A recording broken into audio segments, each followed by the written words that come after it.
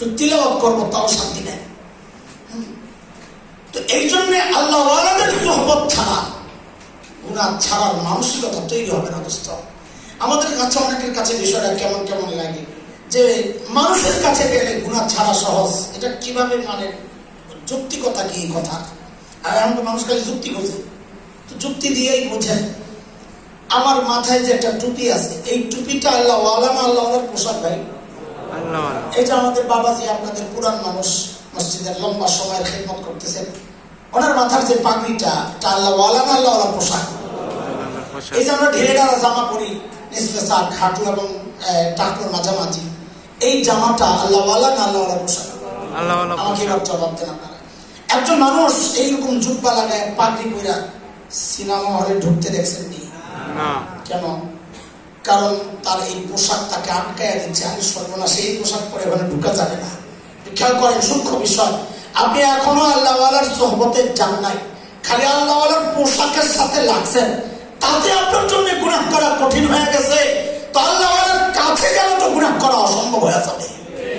এজন্য প্রত্যেকের হচ্ছে যেটা, এমনকি ফ্যামিলিগত যত সমস্যা আছে তার জন্য একজন আল্লাহ ওয়ালা আলেমের সাথে মশওয়ারা করা দরকার। এটা আপনার জীবনের জন্য খায়রের ফয়সালা আসবে, ভালো কিছুই আসবে ইনশাআল্লাহ তাআলা। আল্লাহর রহমত আসবে মশওয়ারার কারণে, পরামর্শ করে কাজ করলে। পারিবারিক সমস্যাগুলোর জন্য আমরা আলেমের সাথে মশওয়ারা করব। প্রত্যেকজন মানুষের একজন আলেম মুরব্বী থাকা দরকার, প্রত্যেকের। তাইলে দেখবেন জীবনটা ভিন্ন রকম হয়ে যাবে ইনশাআল্লাহ। আল্লাহ তাআলা আমাদেরকে সে তৌফিক দান করেন। আমি দ্রুত আগাচ্ছি কারণ ওই দুইটার মধ্যে একটু কথা বলা লাগবে। কয়টা গেল? দুইটা। কি গেছে দুইটা? গুনাহ ছাড়া। এক হচ্ছে যত বিপদ দেখবো ভাববো কিসের ফসল? দুই, আল্লাহ ওয়ালাদের সোহবত। দুষ্ট বন্ধু ছাড়বো, ভালো বন্ধু গ্রহণ করবো। ঠিক আছে ইনশাআল্লাহ? ইনশাআল্লাহ। আচ্ছা, দাওয়াত ও তাবলীগের যে মেহনতটা হয়, এটার একটা বড় লাভ হচ্ছে সারাক্ষণ নেককারদের সাথেই থাকা হয়। অটোমেটিকই আপনি গুনাহমুক্ত জীবনযাপন করতেছেন, অটোমেটিক। এটা ফয়সালা হয়ে গেছে। মাঝে মাঝে আমি মাদ্রাসা আমাদের ছাত্রদেরকে বলি যে তোমাদের কপাল কপাল কপাল, থাকোই এমন পরিবেশে যেই পরিবেশে 5 ওয়াক্ত নামাজ তোমাকে জামাতের সাথে বাধ্যতামূলক পড়তে হয়। এটা কপাল। করোনার সময় আমাদের মসজিদে আমি আমাদের মুয়াজ্জিন সাহেব, রমনার ডিসি সাহেব, তৎকালীন যিনি ছিলেন রমনার ডিসি সাজ্জাদ সাহেব নাম, উনি আরো 2-4 জন পুলিশ কর্মকর্তা আমরা জন্য পড়তাম। এই হলো আমাদের মুসল্লি। আমি নামাজ পড়াই, ওনারা কয়েকজন সামনে বসা, মহল্লার মানুষের তো আসতে দেয় না। তা আমাদের মুয়াজ্জিন সাহেব দিন আমাদের বলে কি, হুজুর আমরা একটা কপাল, সবাই ছুটি কাটাইতেছে, আমরা কোনো ছুটি নাই। আমি বলেন কি আপনি? আলহামদুলিল্লাহ পড়েন। আল্লাহ তাআলা মসজিদ থেকে সবাইরে সরাইলেও আমার আর আপনার সরান নেই। আপনি অন্যদিকে চিন্তা করেন কেন? আপনি ভালো চিন্তা করেন। হ্যাঁ, তো এই জন্যে সবসময় এটা চিন্তা করবেন, আল্লাহ ওয়ালাদের কাছে যাওয়াটাকে নিজের জন্য গনিমত মনে করবেন ইনশাআল্লাহ তাআলা। ঠিক আছে ইনশাআল্লাহ? মুহতারাম হাজিরিন, দুইটা গেল। 3 নম্বরটা, 4 নম্বরটা, বিশেষ করে আমার যুবক ভাইরা যারা আছে, আল্লাহর ওয়াস্তে একটু মন কান মন একসাথে জোড়া লাগাইয়া, ওই শব্দের নাম কি? মনোযোগ না? আরে কান দিয়া শোনে, মনরে জোড়া লাগাইলে, যোগ করলে কি হয়? মনোযোগ হয়। তো কান দিল দুইটারে জোড়া লাগাইয়া কথাটা শোনা লাগবে। দেখেন, দুনিয়ার কোন দেয়ালে যদি একটা লেখা আমরা দেখি যে এই ভবনটা সিসি ক্যামেরা দ্বারা নিয়ন্ত্রিত, এই এই এই লেখাটা দেখলেই আমার কথা, আমার বলা, আমার চলা, আমার সব কিছু নিয়ন্ত্রিত হয়ে যায়। কেন? আমি বুঝে গেছি যা বোঝা কি, যে আমি এখন যাই করি না কেন এটা রেকর্ড হচ্ছে, অথবা দূর থেকে আমাকে কেউ দেখতেছে। এই চিন্তা, দুনিয়ার সিসি ক্যামেরার ভয়ে আমি নিজেকে নিয়ন্ত্রণ করি। অথচ গুনাহ করার সময় একবারও মাথায় আসে না যে আল্লাহর নিয়োগ করা 1টা 2টা 3টা 4টা না 8টা সিসি ক্যামেরা আমাকে সারাক্ষণ পাহারা দিচ্ছে। কয়টা? 8টা। জানার জন্যই বললাম সিসি ক্যামেরা। কোরআন আর শরীয়তের ভাষা হচ্ছে সাক্ষী। কয় সাক্ষী আমাদের চারপাশে? 8টা। নিয়োগ করছেন কি? আল্লাহ। গুনাহ করার সময় খালি সাক্ষীগুলোর কথা চিন্তা করেন, দেখবেন গুনাহ করা আমার জন্য কঠিন হয়ে যায়। এই সাক্ষী দিবি, আমি কোরআন এবং হাদিসের সিরিয়াল অনুযায়ী বলবো না, আপনাদের মনে রাখাটা কষ্ট হবে। মনে রাখা সহজ হয় যেভাবে আমি ওইভাবে বলবো, নিচের থেকে ওঠাই। 1 নম্বর সাক্ষী, দেখেন সাক্ষী কোনো 2 রকমের। একটা হচ্ছে রাষ্ট্রপক্ষের সাক্ষী, আরেকটা হচ্ছে এই কি বলে এটাকে মূল ব্যক্তি, যে অপরাধীদের মধ্যে যে রাজসাক্ষী। রাজসাক্ষী জেনে নিতে হবে, রাজসাক্ষী জেনে না। অপরাধীদের মধ্য থেকে একজনকে সাক্ষী বানানো হয়। তুমি বলো আমি অপরাধ করছি, এরা সবাই করছে, নিজে স্বীকার করে, কারা কারা করছে ওদের নামও বলে, উনি কি রাজসাক্ষী। তো আমাদের সাক্ষীগুলোর মধ্যে সাক্ষী 2 রকমের, এক হচ্ছে রাষ্ট্রপক্ষের সাক্ষী, আরেক হচ্ছে রাজসাক্ষী। রাষ্ট্রপক্ষের সাক্ষী হচ্ছে 3টা, আর রাজসাক্ষী হচ্ছে 5টা। বলে রাজসাক্ষী কয়টা? রাষ্ট্রপক্ষের সাক্ষী 3টা। রাষ্ট্রপক্ষের সাক্ষী আমি ওইভাবে বললে আপনাদের মনে রাখা কষ্ট হবে, আপনারা পরে মিলে নিন কোনটা রাজসাক্ষী কোনটা রাষ্ট্রপক্ষের সাক্ষী। আমি শুধু আপনাদের মনে রাখার জন্য নিচের থেকে উঠাইতেছি। 1 নম্বর সাক্ষী জমিন। কোরআনের কথা, একটাও কোরআনের বাইরে কথা বলবো না, বলছি না ইনশাআল্লাহ বলবো না। আল্লাহ বলেন ইয়াউমাইযিন তুহাদ্দিসু আখবারাহা বিআন্না রাব্বাকা আওহা লাহা। সেদিন জমিন কথা বলবে, আল্লাহ আমার উপর দাঁড়ায় আপনার বান্দা গুনাহ করছে। রাষ্ট্রপক্ষের সাক্ষী জমিন। আল্লাহর পক্ষের সাক্ষী, আল্লাহ আমি সাক্ষী আমার উপর দাঁড়ায় গুনাহ করছে। কয় সাক্ষী মোট? 1 নম্বর জমিন। বলেন 1 নম্বর জমিন। জমিন মানে আপনি যেখানে অবস্থান করেন, যেখানে দাঁড়ায় গুনাহটা করেন, ওইটা। এর মনে করেন প্লেন উঠলে বুঝে আসছে সাক্ষী দেওয়ার কেউ থাকবে না, না না। 2 নম্বর পা। কে? 3 হাত। বলেন কে? হাত। কয় সাক্ষী মোট? 3টা। 1 নম্বর 2 3 হাত। সূরা ইয়াসিনের মধ্যে আসছে, আল্লাহ তাআলা বলেন اليوم نختم على أفواههم وتكلمنا أيديهم وتشهد أرجلهم بما كانوا يكسبون.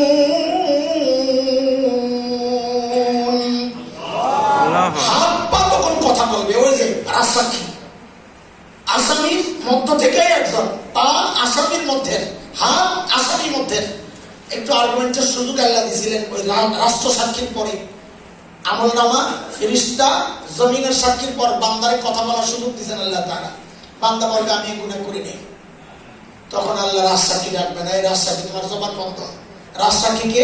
রাজসাক্ষী পা, রাজসাক্ষীকে হাত, রাজসাক্ষী কান, চোখ, চামড়া।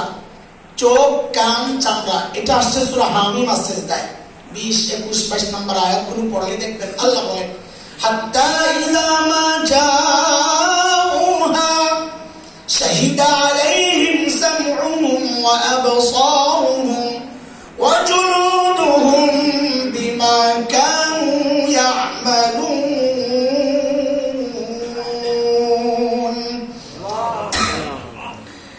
কান সাক্ষী দিবে, চোখ সাক্ষী দিবে, চামড়া সাক্ষী দিবে। আমি আবার নিচের থেকে সিরিয়ালটা উঠাই, আপনারা বলে যান আপাতত রাজসাক্ষী রাষ্ট্রপক্ষের সাক্ষীর পরে মিলে 1 নম্বর সাক্ষী 2 3 4 5 6 চামড়া। 7 নম্বর সাক্ষী হচ্ছে ফেরেশতা। কারা? রাষ্ট্রপক্ষের সাক্ষী। আল্লাহ বলতেছেন সূরা ইনফিতারের মধ্যে ওয়া ইন্না আলাইকুম লাহাফিযিন কিরামান কাতিবিন ইয়া'লামুনা মা তাফআলুন।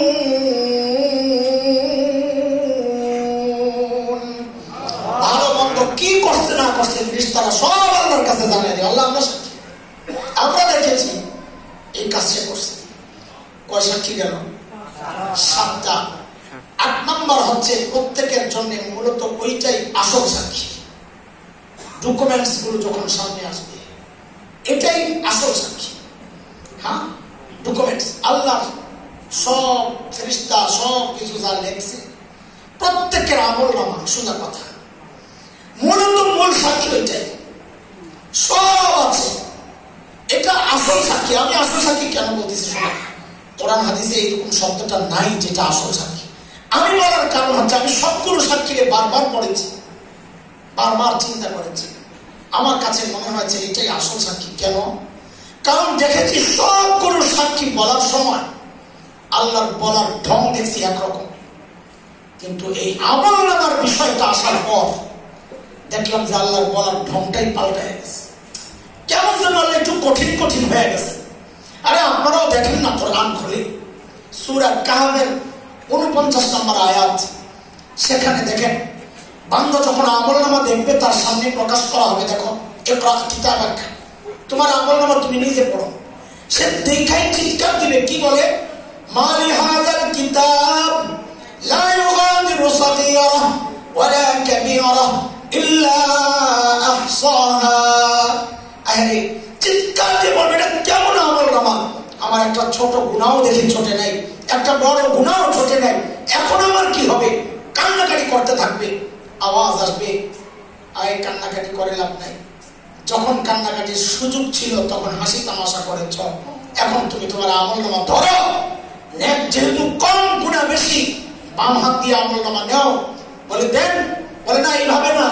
তো কিভাবে? বলে বাম হাতটারে কলিজা ছিদ্র করে পেছনে নিয়ে যাও। তো বাম হাত যখন পেছনে নিবে, আল্লাহ যখন আমলনামা দিবে, বান্দা তো আর দেখে না, চোখ তো সামনে, আমলনামা পেছনে। ফেরেশতারা তখন ঘাটটারে মটকায়া পিছনের দিকে দেখ তোর আমলনামা। ওই আমলনামা দেখেই বান্দা দিবে চিৎকার। সূরা হাক্কা 29 নম্বর পারার যে সূরা, সূরা হাক্কা 3 নম্বর সূরা, ওই সূরার লম্বা আল্লাহ তাআলা বিস্তারিত বর্ণনা বিবরণ দিয়েছেন। তখন বান্দা কি করবে আমলনামা হাতে নিয়ে? আল্লাহ বলতেছেন, ওয়া আম্মা মান উতিয়া কিতাবাহু বিশিমালি ফায়াকুলু ইয়া লাইতানি লাম উতা কিতাবিয়া ওয়া লাম আদরি মা হিসাবিয়া ইয়া লাইতাহা কানাতিল কাদিয়া মা আগনা আন্নি মালিয়া হালাকা আন্নি সুলতানিয়া। আরে আমলনামা হাতে নিয়ে চিৎকার, কি বলবে? ইয়া লাইতানি লাম উতা কিতাবিয়া, আরে আমলনামা যদি আমারে না দেওয়া হতো, আমি জানি না এখন আমার হিসাব কি হবে। আর মৃত্যু পর্যন্তই যদি সব শেষ হয়ে যেত, ইয়া লাইতাহা কানাতিল কাদিয়া। আজকে টাকা দিয়া তো বিচার পাল্টানো হয়, সেদিন মানুষ চিৎকার করবে আর বলবে মা আগনা আন্নি মালিয়া, আমার মাল তো আমার বাঁচাইতে পারলো না। আজকে ক্ষমতার দাপট দিয়া বিচার চেঞ্জ করা হয়, সেদিন মানুষ চিৎকার করে কান্দবে আর বলবে হালাকা আন্নি সুলতানিয়া, আমার ক্ষমতাও শেষ, এখন আমার উপায় কি হবে? আওয়াজ আসবে, আল্লাহ আযাবের ফেরেশতাদেরকে হুকুম করবেন, এখন তো চিৎকার করলে কোনো লাভ নাই, ফলাফল প্রকাশ করার পর কান্নাকাটি করলে ফলাফল চেঞ্জ হয় না, ফলাফল তৈরি করতে হয় পরীক্ষার হলের মধ্যে, হলের থেকে বের হয়ে যায়। এখন ফল প্রকাশের পর কান্নাকাটি করলে কি হবে? ফলের উপর যে যা হয় ওইটাই হবে। আল্লাহ তখন বললেন ফেরেশতাদেরকে, খুযুহু ফাগুল্লুহু সুম্মাল জাহিমা সাল্লু, এগুলারে ধর, বের পড়া, টেনে হেসে জাহান্নামের দিকে নিয়ে যা। কিভাবে টানবে?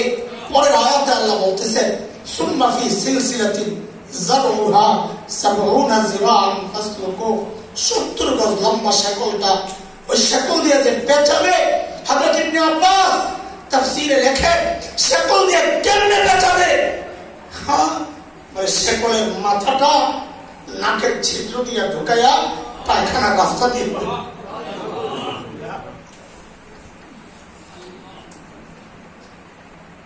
লা হাওলা ওয়ালা কুওয়াতা ইল্লা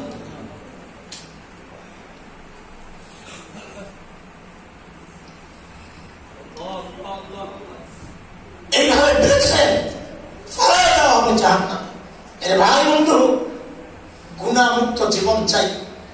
গুনাহ করার আগে একবার শুধু চিন্তা করি, বাঁচার কোনো উপায় নাই। রাষ্ট্রপক্ষের সাক্ষী 3টা, ফেরেশতা, আমলনামা, জমিন, রাজসাক্ষী 5টা, পা, হাত, কান, চোখ, চামড়া, সব সাক্ষী আমার চারপাশে সারাক্ষণ আমাকে পাহারা দিচ্ছে। খালি একবার দিলের দিমাগের মধ্যে সাক্ষীর প্রসঙ্গটা ঢুকায় নেন, দেখবেন গুনাহ করার সময় জমিন আপনাকে বলবে, ভাই এই গুনাহ করিস না, আমি কিন্তু সাক্ষী দিয়ে দিই। হাত কথা বলবে, কান কথা বলবে, চোখ কথা বলবে, সাক্ষী কিন্তু দিয়ে দেব। এইভাবে চিন্তা করলে গুনাহ ছাড়া আমাদের জন্য সহজ হয়ে যাবে ইনশাআল্লাহ তাআলা। কয়টা বললাম বলেন? না না, গুনাহ ছাড়া রাস্তা কয়টা বললাম? তিনটা। এক নম্বর, যত বিপদ দেখবো ভাববো কিসের ফসল? দুই নম্বর, আল্লাহওয়ালাদের কাছে যাব, ঘন ঘন দিনদার ইমানদার নেককারদের সাথে চলবো। তিন নম্বর হচ্ছে ওই সাক্ষীগুলোর কথা চিন্তা করবো যে আমাকে কয় সাক্ষী পাহারা দিচ্ছে? বলেন, 8 সাক্ষী। মাশাআল্লাহ। 4 নম্বর গুনাহ ছাড়া সহজ রাস্তা, এটা বিশেষ করে যুবকদেরকে বলি, একটু ভালো করে শুনুন, একটু মনোযোগ দরকার। তার আগে আপনাদেরকে একটা প্রশ্ন করি, আচ্ছা বলেন তো, মানুষের মধ্যে আমাদেরকে সবচাইতে বেশি ভালোবাসেন কি? মানুষের মধ্যে? আচ্ছা, এটা পরে আসতেছে একটু কথাটা, উদাহরণ হিসাবে আপনার তাহলে বোঝা সহজ হবে আপনাদের। দেখেন, আমি আপনি যখন গুনার দিকে আগাই না, 2টা ভাবনা আমাদেরকে গুনাহ করতে উৎসাহিত করে। 2টা ভাবনা আপনি খেয়াল করবেন। এক হচ্ছে একাকিত্ব। একা হইলেই মানুষের মধ্যে গুনার ইচ্ছাটা জাগে বেশি। এই ভাবনার বিরুদ্ধে আল্লাহ জবাব দিচ্ছেন কোরআনে, ওয়া হুয়া মাআকুম আইনামা কুনতুম। বান্দা, তুমি একা কোথায়? তুই যেখানেই থাকো আমি আল্লাহ সাথী আছি। দ্বিতীয় ভাবনা, যে ভাবনা মানুষকে গুনাহ করতে উৎসাহিত করে, সেটা হচ্ছে আমাকে কেউ দেখছে না, আমাকে কেউ দেখছে না। এই ভাবনায় পড়লেই সে গুনাহ করতে চায়। এই ভাবনার বিরুদ্ধে আল্লাহ জবাব দিচ্ছেন, আলাম ইয়ালাম বিআন্নাল্লাহ ইয়ারা। ও জানেন আমি তাকায় আছি, দেখে না মানি? তাহলে এবার আপনারা আমাকে জবাব দেন, আমরা যদি গুনার চিন্তা করি, অথবা গুনার দিকে পা বাড়াই, অথবা গুনায় জড়াই, দুনিয়ার কেউ না জানলেও, কেউ না দেখলেও একজন জানেন, একজন দেখেন, তিনি কি? আবার বলেন, আবার বলেন। হ্যাঁ, জবাব আপনাদের ঠিক আছে, আমি ভুল বলছি না। তবে এখানে আমরা আল্লাহ না বলে আরেকটা শব্দ বসাতে চাই। এই প্রসঙ্গে সাপোর্টে কোরআনের যে আয়াতটা আমি আনবো ইনশাআল্লাহ, সেই আয়াতে আল্লাহ নিজের যে পরিচয় দিয়েছেন, আমরা ওই নামটা বলবো। বলেন, রব্বে কারীম। রব্বে কারীম। বলেন, রব্বে কারীম। আমাদেরকে কে দেখেন? রব্বে কারীম। আমি আবারও জিজ্ঞেস করি, আপনারা আবার ঠিক করে বলবেন। আমরা গুনার দিকে আগালে অথবা গুনায় জড়ালে কেউ না দেখলেও একজন দেখেন, তিনি কে? রব্বে কারীম। মাশাআল্লাহ। 2টা কাজ, তিনি শুধু দেখেন না, তিনি দেখে দেখে ডাকতে থাকেন। বলেন, দেখে দেখে দেখেন আর কি করেন? ডাকতে থাকেন। কি বলে ডাকেন তাও কোরআনে আসছে। আম্মা পারার 5 নম্বর সূরা, সূরা ইনফিতার 6, 7, 8 এই আয়াতগুলো পড়বেন, দেখবেন আল্লাহ কি বলে ডাকেন। আমি আপনি গুনার দিকে আগাইলেই আল্লাহ ডাকতে থাকেন, এই বলে, ইয়া আইয়ুহাল ইনসান মা গাররাকা বিরাব্বিকাল কারীম। ও মানুষ, ওই কারীম রবের ব্যাপারে তোমাকে কে ধোঁকায় ফেললো? কার কাছে কি পেয়ে তুমি তোমার কারীম রব ভুলে গেলা, রব্বে কারীম ভুলে গেলা? দেখেন, ডাক্তার ওজনটা কত এটা বুঝতে 2টা শব্দের ব্যাখ্যা একটু জানা দরকার। আমাদেরকে কে দেখেন আবার বলেন তো? রব্বে কারীম। এখানে 2টা শব্দ আছে, একটা কারীম আর একটা রব। একটা কারীম আর একটা রব। কাকে বলে, কারীম কাকে বলে এটা বুঝেন। আরবিতে কারীম বলা হয় ওই দাতাকে যিনি না চাইতেই দেন। না চাইতে, এবার বুঝে জবাব দেন। চোখ চায়া পেয়েছেন না? না চায়া। কান না চায়া। নাক না চায়া। জি। আচ্ছা, একটা অঙ্গ দেখান যা আল্লাহর কাছে চায়া পেয়েছেন। কোনটাই না। যে মহান সত্তা না চাইতে সব দিয়েছেন তাকে বলে কারীম। দেওয়ার পর আবার এগুলোকে লালন পালন করেছেন, বাঁচিয়ে রেখেছেন, সংরক্ষণ করেছেন, নিরাপত্তা দিয়েছেন, যিনি তাকে বলে রব। তাকে বলে রব। 2টা মিলে কি হলো? রব্বে কারীম। বলেন, কি হলো? রব্বে কারীম। কথাটা বুঝার জন্য একটা উদাহরণ শুনেন, তাইলে ওই ডাক্তার ওজনটা কিছু বুঝে আসবে। দেখেন, ওই যে বলেছি, জিজ্ঞেস করেছিলাম, মানুষের মধ্যে আমাদেরকে সবচেয়ে বেশি ভালোবাসেন একজনের নাম বলেন, তিনি কে? আরো জোরে বলেন না। আহারে মা, আহারে মা। মার কলিজায় যে কত দরদ আর মমতার ভালোবাসা, এটা মা ছাড়া দুনিয়ার কেউ জানে না। আর জানেন আব্বা, আমি মাঝে মধ্যে আমার বাচ্চাদেরকে বোঝানোর জন্য বলি, মা ছিল মা, মা ছিল চিনিয়ে যে মা ওই মানুষ, ঘরে খাবার আছে যা, মা যদি মনে করেন আমি একটু খেলে বাচ্চারা পেট পুরে খেতে পারবে না, মা ওই মানুষ ওই মুহূর্তে প্রচন্ড ক্ষুধাটা পেটে নিয়ে বাচ্চাদেরকে বলবে আম্মু বমি বমি লাগতেছে, আম্মু খাবো না, ক্ষুধা খায় না, অথচ ক্ষুধায় পেটটা জ্বলতেছে। এই মানুষের নাম কি? ঘরে আপেল আছে 3টা, বাচ্চাও 3টা, মা মানুষ এই মুহূর্তে একটা অভিনয় করবে না, আম্মু আপেল পছন্দ করি না, তোমরা খায়। আজীবন এই স্যাক্রিফাইস যে মানুষটা করেছেন তিনি কি? ঘরে একটা ভালো খাবার তৈরি হলে আমাদের মুখে না দিয়া যিনি কোনোদিন খান নাই, তার নাম কি? এই জন্যই তো আলেমরা কিছু বিষয়ে মা আর বাবার মাসআলা আলাদা করছেন। যেমন একটা মাসআলা এমন, কোন সন্তান যদি বাবা মার আগে মৃত্যুবরণ করে, তো মাসআলা হলো বাবা সন্তানের লাশের পেছনে পেছনে যেতে পারে, বাবা সন্তানের কবরেও নামতে পারে। তাহলে কেন? বাবার কলিজায় কি মায়া দয়া নাই? আচ্ছা, বাবাও চিৎকার করে করে কান্না করবে, কিন্তু বাবাকে আল্লাহ শক্তি আর মনোবল দিয়েছেন, বাবা সন্তানকে দাফন করে কান্না করতে করতে উপরে ওঠার মতো শক্তি রাখেন। কিন্তু কোন মায়ের জন্য সন্তানের লাশের পেছনে যাওয়া চলবে না, কোন মায়ের জন্য সন্তানের কবরে নামা চলবে না। কেন?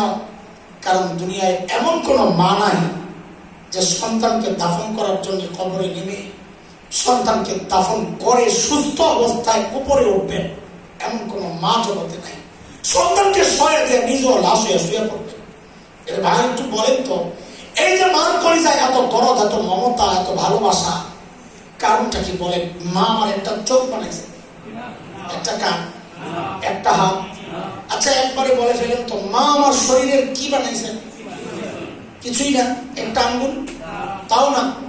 কিছু চামড়া, কিছুই না। একটু বলেন না, ভালো করে বলেন। মা আমার শরীরের কিচ্ছু বানান নাই, কিচ্ছুই না। অল্প কয়েকদিন ভাড়াটিয়ার মতো পেটে ধারণ করেছেন, হওয়ার পরে লালন করেছেন, তাতেই মার কলিজায় এত মায়া। মা আমার কিচ্ছু বানান নাই, তাতেই মার কলিজায় এত দরদ, এত মমতা, এত মায়া। তাহলে যে আল্লাহ আমার চোখ বানাইছেন, ওই আল্লাহর কত মায়া। যে আল্লাহ আমার কান বানাইছেন, আমার জবান বানাইছেন, আমার হাত পাও দিচ্ছেন, আমাকে এত নিয়ামত দিয়ে বাঁচায় রাখছেন, ওই আল্লাহর কত মায়া। কত মায়া তুমি দেখো না, বুঝো না। ও যুবক, তুমি বুঝো না, আমি আর তুমি যখন দরজা বন্ধ করে ভেতরে গুনাহ করি না, আমার মালিকের কত দরদ আর মায়া। ভেতরে গুনাহ চলছে, ওই অবস্থায় আমার মালিক দরজার নিচে দিয়ে বাতাস আর অক্সিজেন পাঠাইয়া দিচ্ছেন। কেন? আমি যেন মরে না যাই। আমি আপনি যখন গুনার দিকে আগাই না, মালিক তখন ওই কথাগুলো মনে করিয়ে দিয়ে দিয়ে ডাকতে থাকে।